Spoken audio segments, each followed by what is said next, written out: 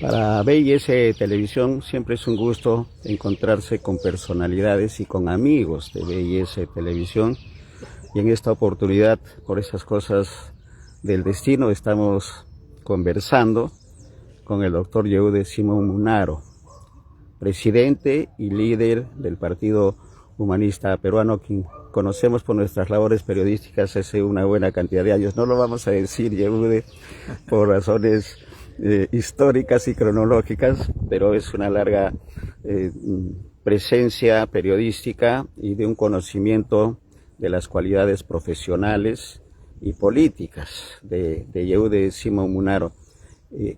Una primera pregunta con la bienvenida para nuestros televidentes de BIS Televisión.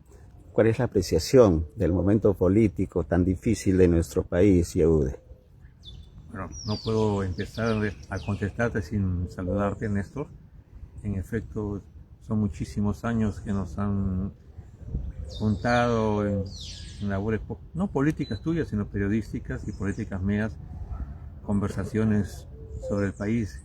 Y recuerdo que alguna vez me preguntaste cuándo se jodió el Perú, para recordar a Vargas Llosa, pero dije que Perú tenía dos veces que se había jodido, ¿no? La primera cuando Vargas Llosa desarrolla todo su tiempo, y la segunda pues en los tiempos nuevos, ¿no? Donde se han perdido los partidos, se han perdido los temas de principios, de solidaridad, de respeto a la gente en el día a día, cuando los dejaron de dar el asiento a las personas adultas, o miraron a las mujeres con mucho más respeto, en fin.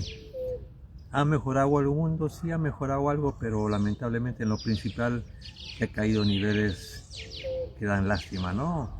Se ha perdido todo el civismo, se ha perdido el sentido de la verdad, el respeto a los padres, en fin. Pero y el Perú se jodió cuando dejó de haber políticos de nivel. Se jodió cuando todo el mundo quiere ser presidente, o todo el mundo quiere ocupar cargos sin haber hecho siquiera, sin haber estudiado siquiera la historia nuestra. Es una realidad real, si vale la redundancia, Yehude, de los momentos actuales, de una crisis moral, pero también de una crisis ética y política lamentable, que hay que hacer una reingeniería. Eso es posible en estos tiempos de criminalidad, de corrupción, de gobiernos incompetentes que tenemos actualmente. Es posible optimistamente, pensando en que el Perú es más grande que sus problemas, Yehude. Sí, yo creo que tiene que ser posible, porque si no tendrías ningún sentido. Cerramos el negocio. Cerramos todo, ¿no? La viabilidad del propio país, ¿no? Creo que sí, creo que hay gente de muy buen nivel, creo que hay gente muy generosa, creo que hay gente patriota que les preocupa lo que pasa en el Perú, ¿no? Un Perú que está viviendo crisis en todos los niveles institucionales, desde el Poder Judicial. Mira tú los conflictos en la Fiscalía de la Nación, en todo el Poder Judicial. Mira tú los conflictos entre los agricultores y los dueños de las empresas, donde por favorecer la agroexportación se maltrata a los trabajadores en niveles no concebibles, ¿no? O sea, no hay ningún sacrificio, todo es el dinero, que es cierto, sin dinero no se puede hacer nada, pero un poquito no de compasión, sino de justicia para los trabajadores. El tema del Parlamento, donde antes existía gente como, por decirte, Luis Alberto Sánchez, por ponerte a alguien del APRA, o por decirte Carlos Blancas en el caso de Democracia Cristiana, Javier Díaz Canseco, y en fin, Celso Sotomarino. ¿Qué te digo? Pues tantos congresistas de nivel de la izquierda, la derecha, del centro, independientes, a lo que tenemos ahora, ¿no?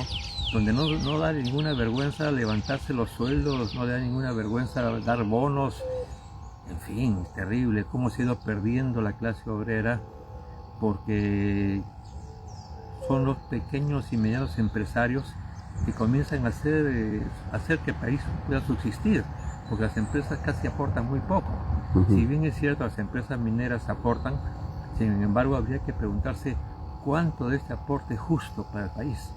Entonces, la misma iglesia sufriendo divisiones, que por más que se intente ocultar, donde hay posiciones muy conservadoras y posiciones completamente renovadoras, ¿no? Entonces todo está, es claro, en el caso de la iglesia es a nivel internacional, ¿no?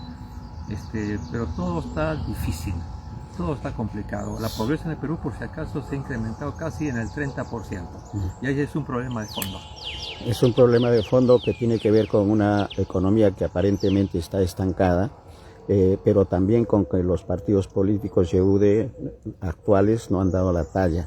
Entonces se dice que es necesaria una reingeniería o replantear la refundación de muchos de los partidos con los objetivos éticos y morales, como bien lo estás recordando con algunos políticos que realmente eran políticos y había preocupación por mejorar las condiciones de vida. Se viene el 2026, es un año eminentemente electoral, primero presidencial y luego regional y locales. ¿Cómo ve el Partido Humanista y cómo ve Yehude Simón ese escenario, considerando además que el Partido Humanista está en una alianza interesante, importante con Salvemos al Perú? Sí, antes de respuesta, por favor, 10 segundos, ¿no? No quiero olvidar a Alfonso Barrantes, correcto, político de una formación extraordinaria, igual que Luis Bedoya Reyes. Y con desprendimientos, ¿no? Con desprendimientos, ¿no? Y menciono a Luis Bedoya Reyes, que es un hombre claro, de derecha, que también era político, ¿no? Sin dejar de lado, por supuesto, lo máximo. José Carlos Mariatti, Víctor Raúl de la Torre y García Blaune, ¿no? Entonces, han habido en nuestro país políticos de muy buen nivel, extraordinarios en cada uno de las ideologías que profesaban, donde incluso a pesar de que eran oponentes, no eran antagónicos. Podía ser antagónica las políticas que se planteaban, pero los políticos, así como en Chile, que es un ejemplo que a algunos les molesta, o en Uruguay, la calidad de la democracia era muy alta. Aquí la calidad de la democracia es cero, o sea, tú eres de otro partido, te odio, ¿no? Eso tiene que superarse. Con respecto a lo que viene este próximo año, 2026, bueno, todo el mundo lo dice, ¿no? No estoy descubriendo América, pues la cantidad de partidos que existen, que van a participar, demuestra el bajo nivel que se tiene en la política. O sea, todos esos partidos quieren tener candidatos presidenciales y todos se creen que van a ganar y todos se creen mesiánicos en base a lo que sucedió con el expresidente Castillo. ¿No? Muy sencillo. El presidente Castillo, un presidente rural que no conocía nada, pudo ser presidente porque yo no. Castillo no es un accidente de la naturaleza, no es un accidente de la casualidad. Castillo surge porque el interior del país está, ¿qué te digo?, enfrentado al Perú oficial. No lo quieren entender. Sí, hay más de dos Perú. Hay más de dos Perú, entonces Castillo representaba eso. Perdió la oportunidad, sí, perdió la oportunidad porque ni siquiera lo interno ellos estuvieron sólidos. Y claro, cualquier persona que ingrese a gobernar un país como el nuestro, o una alcaldía, o un gobierno regional, si no tiene experiencia, entonces eso es un costo largo de aprendizaje, y si no se buscan los técnicos, el aprendizaje ya. No, yo creo que ahí el expresidente Castillo y el partido que gobernó pecaron de soberbios, ¿no? O sea, pecaron, nosotros mismos somos del purismo, ese purismo maligno que te hace creer que tú eres la última chupada del mango y que tú vas a resolver todo. Entonces ahí creo que tenemos que corregir.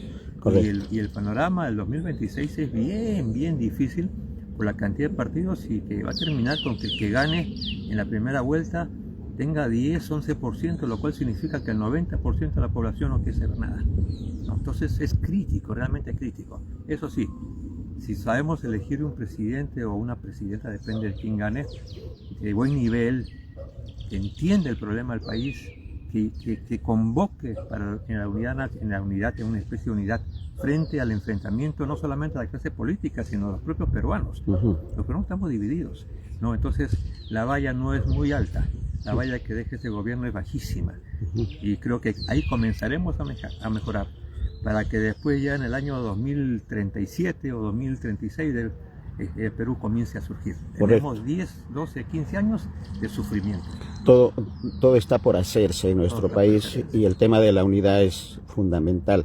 En algún momento conversábamos, Yehude, de ejemplos internacionales y mundiales de unidad, y el Pacto de la Moncloa, que permitió a España salir y estar en la situación actual, creo que calza perfectamente en la situación actual de nuestro país. Si es que hay voluntad de quien gobierne, el nuevo gobernante o gobernante, o no gobernante, sea hombre o mujer, si hay esa voluntad y los partidos que han quedado en el Congreso para ser parlamentarios, etcétera, que realmente aman al Perú, van a tener que sumarse. En este momento no interesa absolutamente nada el tema ideológico.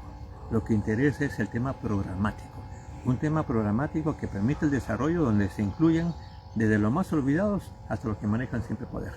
Si no hay eso, hermano, como te digo, 15, 20, 30 años van a demorar. Y eso es triste por el Perú. Programático y pragmático, ¿no? Sí, tenemos que decir. Lo cierto es que el peruano de a pie, el peruano olvidado de las zonas urbanas, marginales, de las zonas rurales de nuestro país, las zonas de frontera, que es un abandono total del Estado, nos lleva a la conclusión de que está todo por hacerse. Y todo por hacerse, pero el voto lo van a tener los peruanos de a pie. La decisión de los peruanos de a pie. ¿Qué decirle a los peruanos de a pie que van a acudir a las urnas el 12 de abril del próximo año, en este escenario en la que la unidad es una necesidad más que urgente? Mira, todo el mundo cuando pregunta cuáles son las regiones más pobres o cuál es la región más pobre de Perú, todo el mundo dice Ayacucho, Huancavelica. Es cierto, son las zonas más pobres. Pero ¿dónde viven los más pobres de Perú? Aquí en la capital. Sí, o sea, totalmente. Lima es la región que más pobres tiene. Entonces, estamos viendo, lo vivimos, los limeños vivimos viendo eso.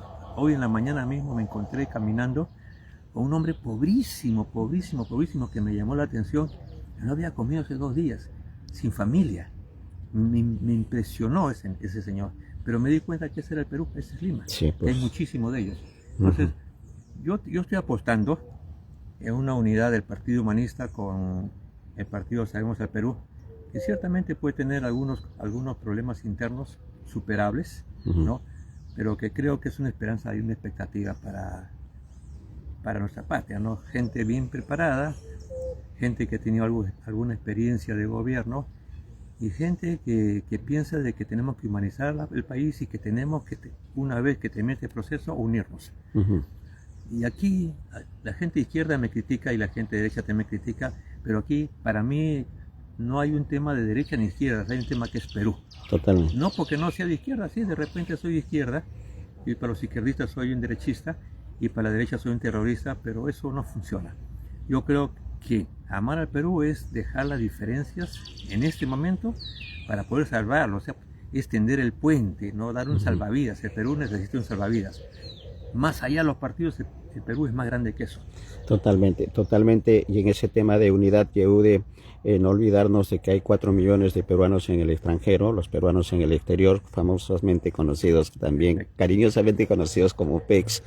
La academia, la academia tiene una deuda con nuestro país, las universidades, sobre todo públicas, también tienen un papel importante, y hay otro sector que son los jóvenes, inexpertos, pero que van a decidir la votación, y otro sector que es el otro extremo de la sociedad peruana, que son los jubilados y cesantes, que también deciden con su voto, no obligatorio en el caso de los mayores de 70 años, pero sí van a las urnas. Entonces, ¿qué decirle a todo ese segundo Perú o tercer Perú que tenemos en el territorio? A ellos que no pierdan la fe, porque cuando tú me hablas de los cesantes y jubilados, me hablas con gente que a pesar de tener 60, 70, 80, hasta 90 años, siguen luchando, ¿no? Que no pierdan esa lucha. Y creen en el Perú. Y creen en el Perú, claro. Los que no creen en el Perú como está son los jóvenes. Eso hay que decirlo. Mientras los viejos creemos en el Perú, los jóvenes dudan del Perú. A los jóvenes hay que vender las esperanzas y que participen, por supuesto, que no se dejen llevar solamente por los TikTok, no se dejen llevar solamente por la propaganda que hacen algunos porque tienen billete, como se dice, o que hacen algunos porque tienen la tecnología, pero que en la práctica ellos creen que sus mentiras son verdades e intentan convencer. O sea, los jóvenes, los adultos y todo debemos hacer un seguimiento a la persona, a ver quién es esa persona, qué cosa ha hecho en su vida, cuánto ha cumplido sus compromisos, ¿no? Y saber, reitero, soy antipático con esas palabras, soy odioso por esas palabras, pero sigo creyendo en la unidad. Yo creo que la única manera de sacar al Perú adelante es dejar nuestras ambiciones personales, dejar creernos Mesías. No somos dioses, no somos Cristo, y decir, bueno, este es mejor que yo y vamos a ayudarlo a gobernar. Si no hay eso, vuelvo a repetirte, tú me hablaste del Pacto de la Moncloa, que siempre lo menciono también, ¿no? Pero esto es más fuerte que el Pacto de la Moncloa. La unidad es mucho más fuerte. Podemos tener discrepancias, diferencias, pero al programa económico que se tiene se puede programar también otro tipo ¿qué te digo? De propuestas, como en el sentido de la cooperativa, por ejemplo. Correcto. El tema de la unidad, felizmente somos muchos, sí, y eso es bueno para nuestro país. Gracias, Yehude, gracias por esta oportunidad en una entrevista que no la teníamos programada, pero que es mejor para compartir con nuestros compatriotas del territorio nacional y más allá de nuestras fronteras, de que sí es posible, que hay peruanos que todavía podemos, creo, impulsar, promover la unidad, que es la única condición para salir de la situación crítica en la que está en nuestro país. A ti, gracias, Néstor, periodista intachable, hombre de prensa, por seguir apostando también por el país y por la prensa libre, la prensa responsable, y te deseo la mejor de las suertes en esta misión que te has propuesto de hacer un canal de televisión que nace desde abajo, desde las profundidades, sin economía, pero con mucha fe y con mucha voluntad. Y te deseo, amigo, la mejor de las suertes. Muchas gracias, Yehude, en nombre del equipo, porque somos un equipo multidisciplinario de profesionales y que tenemos como guía periodismo independiente que promueve el desarrollo humano con justicia social, que creo que estamos en la misma trinchera. Definitivamente. Gracias, Yehude. Gracias, gracias, amigos televidentes. Tienen ustedes ahí el testimonio de primera mano del líder y presidente del Partido Humanista Peruano, el doctor Yehude Simón Munaro. Gracias, Yehude.